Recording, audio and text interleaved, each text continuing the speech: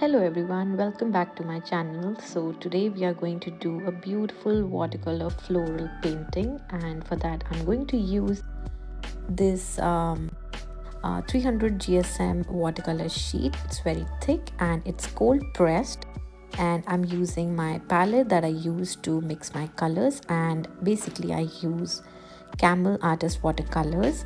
These are very old and one of my favorites. And also I'm going to use a watercolor palette that I got from Temu. They are so pigmented, extremely pigmented colors, and I enjoy using these. So let's get started. So first of all, I'm going to paint a rose. For that I'm going to use this magenta pink shade, and I'm also going to add little bit of purple to mute the sharpness of this magenta color.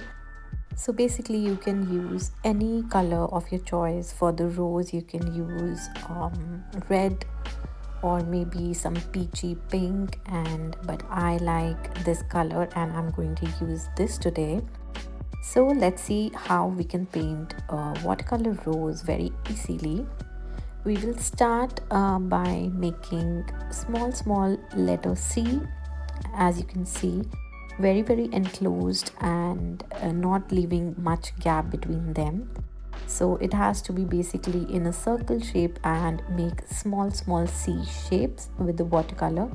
And I'm not taking the color again. That's the very first time that I dipped it, and I'm going to continue using the same amount of paint that I have left on my brush till the end of the rose, because we want a gradient effect.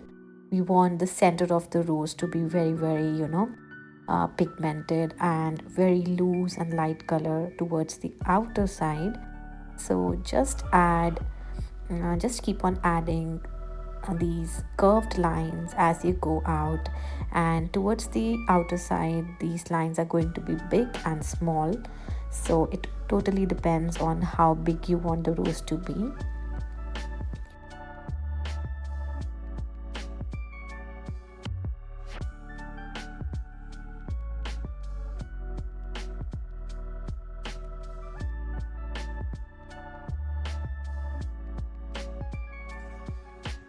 When you're satisfied with the size of the rose, you just have to clean your brush and take generous amount of water on your brush and just smoothen the outer petals of the rose first.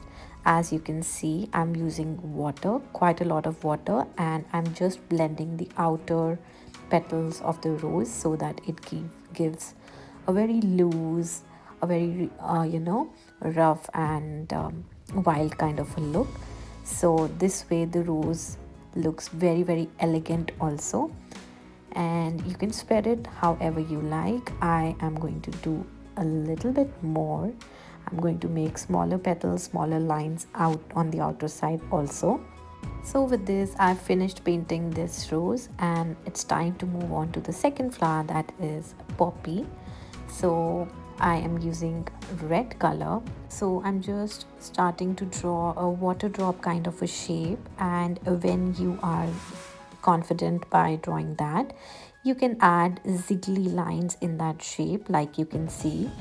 And we have to just paint 3 petals at first, and I'm also going to use water to blend them to fill the petals in, but I'm not going to use any more color because we want it to be little transparent on the inner side.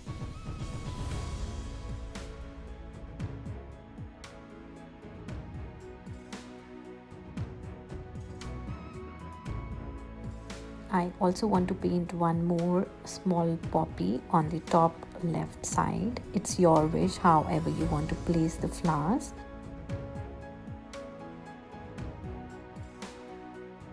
Till the time these petals dry out, we are going to move to the next flower, that is hydrangea.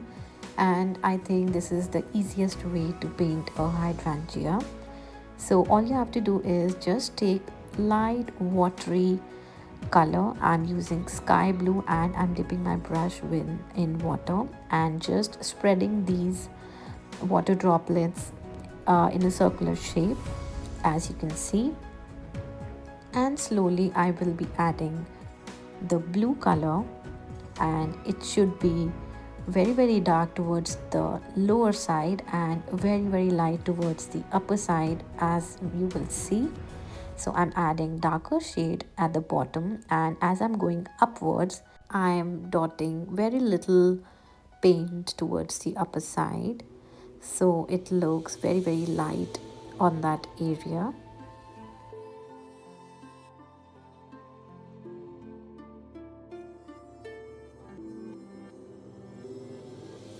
While the blue color is still wet, I'm going to add purple pigment just the way I did with the blue, darker on the bottom and very light, and the remaining paint on my brush on the upper side, so that it looks very light.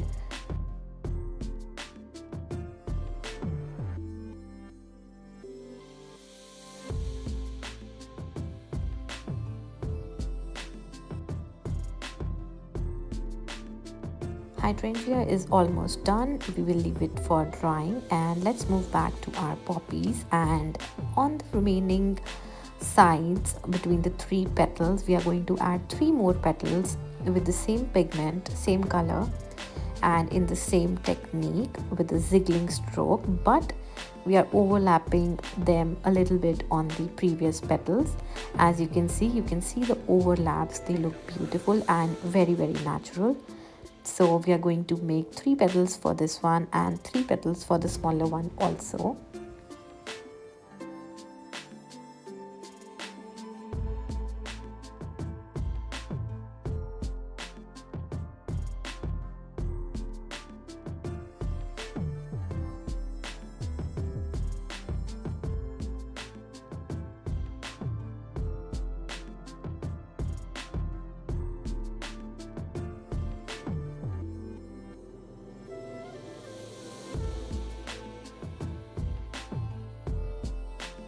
I want to add few smaller flowers on this side, and I'm using the same light blue color.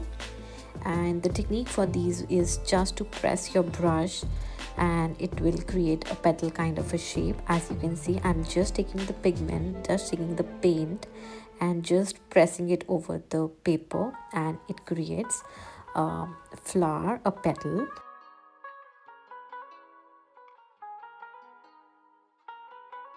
For the center of this flower, I'm going to add a little yellow color in the center so that it merges with the blue.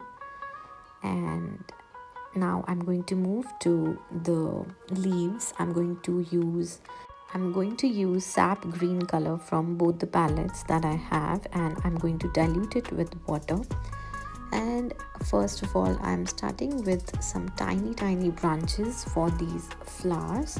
It's absolutely your wish how you want to draw the branches, where you want to add the leaves. I'm just doing whatever I feel like, and I'm just adding tiny little leaves here and there wherever I feel. And I just want to finish this part first, and then I'm going to move to the other flowers, adding more leaves and more branches.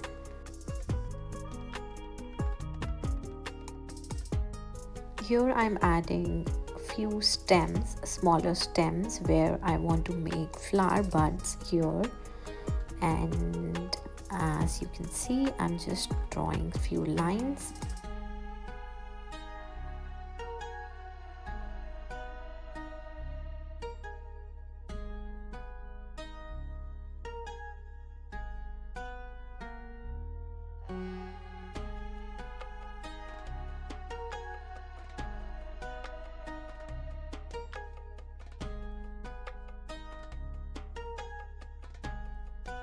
Here I'm using the same color to add a few leaves, very small leaves. And now let's move to the other side of the flower, of this poppy flower, and I'm going to add big leaves here because it's a big flower and I really want the leaves also to be little big here. And I'm using simple strokes to create the leaves. You just have to start and press your brush very nicely on the sheet and just drag it outwards, the easiest way to paint leaves. And I am dropping in some pigment towards the end and the starting of the leaf to give it a little depth.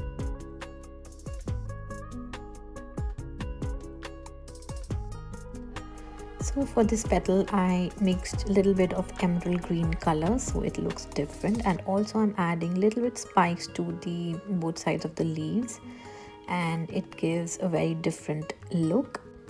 You can add leaves wherever you like depending on the space that is there on your illustration. So wherever I feel that I need to make or paint more leaves, bigger or smaller, I'm doing that. And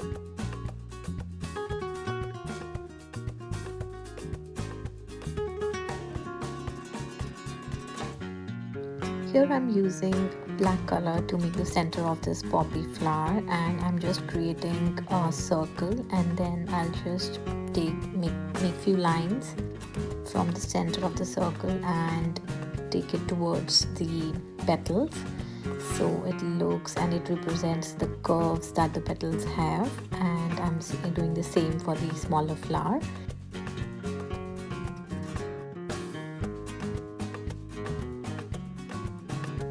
Here I'm adding small circles with the same red color. It looks kind of cherries, and it looks very beautiful and gives a little more detail to the illustration.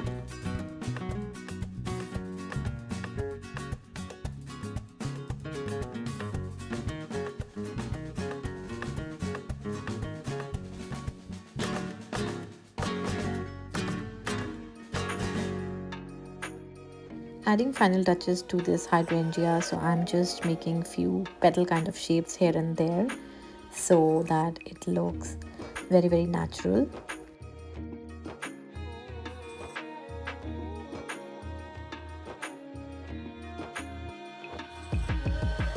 Now it's time to give final details to the whole illustration, to all the flowers and everything.